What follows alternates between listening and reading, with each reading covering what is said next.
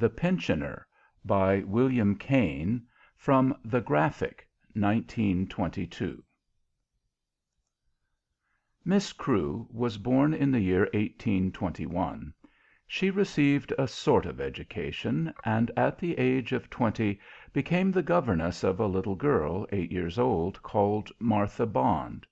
She was Martha's governess for the next 10 years. Then Martha came out, and Miss Crewe went to be the governess of somebody else. Martha married Mr. William Harper. A year later she gave birth to a son, who was named Edward. This brings us to the year 1853. When Edward was 6, Miss Crewe came back to be his governess. 4 years later he went to school, and Miss Crewe went away to be the governess of somebody else. She was now 42 years old. 12 years passed, and Mrs. Harper died, recommending Miss Crewe to her husband's care, for Miss Crewe had recently been smitten by an incurable disease, which made it impossible for her to be a governess any longer. Mr. Harper, who had passionately loved his wife, gave instructions to his solicitor to pay Miss Crewe the sum of £150 annually. He had some thoughts of buying her an annuity, but she seemed so ill that he didn't. Edward was now 22. In the year 1888 Mr. Harper died after a very short illness. He had expected Miss Crewe to die any day during the past 13 years, but since she hadn't, he thought it proper now to recommend her to Edward's care. This is how he did it. "That confounded old Crewe, Eddie. You'll have to see to her. Let her have her money as before, but for the Lord's sake don't go and buy her an annuity now. If you do, she'll die on your hands in a week." Shortly afterwards the old gentleman passed away. Edward was now 35. Miss Crewe was 67, and reported to be in an almost desperate state. Edward followed his father's advice. He bought no annuity for Miss Crewe. Her £150 continued to be paid each year into her bank, but by Edward, not by his late father's solicitors. Edward had his own ideas of managing the considerable fortune which he had inherited. These ideas were unsound. The first of them was that he should assume the entire direction of his own affairs. Accordingly he instructed his solicitors to realize all the mortgages and railway stock and other admirable securities in which his money was invested, and hand over the cash to him. He then went in for the highest rate of interest which any one would promise him. The consequence was that, within 12 years, he was almost a poor man, his annual income having dwindled from about £3,000 to about £400. Though he was a fool, he was an honourable man, and so he continued to pay Miss Crewe her £150 each year. This left him about £250 for himself. The capital which his so reduced income represented was invested in a Mexican brewery, in which he had implicit faith. Nevertheless, he began to think that he might do well were he to try to earn a little extra money. The only thing he could do was to paint, not at all well, in water-colours. He became the pupil, quite seriously, of a young artist whom he knew. He was now 47 years old, while Miss Crewe was 79. The year was 1900. To everybody's amazement, Edward soon began to make quite good progress in his painting. Yes, his pictures were not at all unpleasant little things. He sent one of them to the Academy. It was accepted. It was, as I live, sold for £10.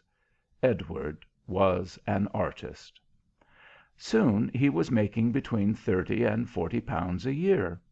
Then he was making over 100, then 200. Then the Mexican brewery failed, General Malefico having burned it to the ground for a lark. This happened in the spring of 1914, when Edward was 61 and Miss Crewe was 93. Edward, after paying her money to Miss Crewe, might flatter himself on the possibility of having some £50 a year for himself, that is to say, if his picture sales did not decline. A single man can, however, get along, more or less, on £50, more or less. Then the Great War broke out. It has been said that in the autumn of 1914 the old men came into their kingdom. As the fields of Britain were gradually stripped bare of their valid toilers, the fathers of each village assumed, at good wages, the burden of agriculture. From their offices the juniors departed or were torn.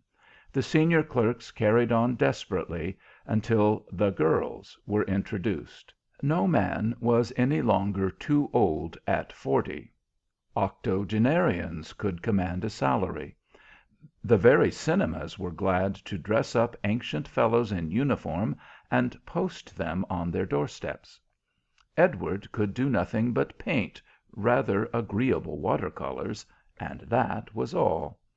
The market for his kind of work was shut. A patriotic nation was economizing in order to get 5% on the war loans. People were not giving inexpensive little water-colors away to one another as wedding gifts any longer. Only the painters of high reputation, whose work was regarded as a real investment, could dispose of their wares. Starvation stared Edward in the face, not only his own starvation, you understand, but Miss Crewe's, and Edward was a man of honor. He hated Miss Crewe intensely, but he had undertaken to provide for her, and provide for her he must, even if he failed to provide for himself. He wrapped some samples of his paintings in brown paper, and began to seek for a job among the wholesale stationers. He offered himself as one who was prepared to design Christmas cards and calendars and things of the kind. Adversity had sharpened his wits. Even the wholesale stationers were not turning white-headed men from their portals. To Edward was accorded the privilege of displaying the rather agreeable contents of his parcel. After he had unpacked it and packed it up again some 30 times, he was offered work. His pictures were really rather agreeable. It was piecework, and he was to do it off the premises, no matter where. By toiling day and night he might be able to earn as much as £4 a week. He went away and toiled. His employers were pleased with what, each Monday, he brought them. They did not offer to increase his remuneration, but they encouraged him to produce, and took practically everything he offered. Edward was very fortunate. During the first year of the war he lived like a beast, worked like a slave, and earned exactly enough to keep his soul in his body and pay Miss Crewe her £150. During the second year of the war he did it again. The fourth year of the war found him still alive and still punctual to his obligations towards Miss Crewe. Miss Crewe, however, found £150 no longer what it had been. Prices were rising in every direction. She wrote to Edward pointing this out and asking him if he couldn't see his way to increasing her allowance. She invoked the memory of his dear mother and father, added something about the happy hours that he and she had spent together in the dear old schoolroom, and signed herself his affectionately.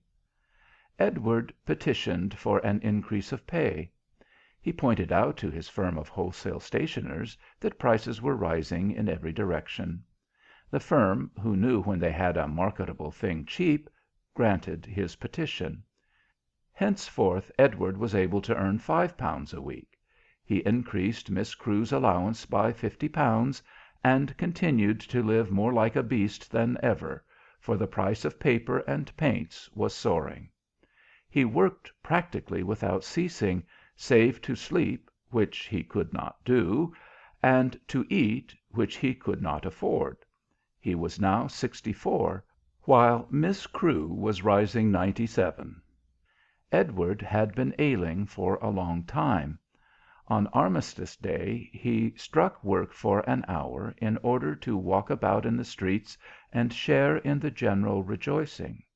He caught a severe cold, and the next day, instead of staying between his blankets he had no sheets he went up to the city with some designs which he had just completed.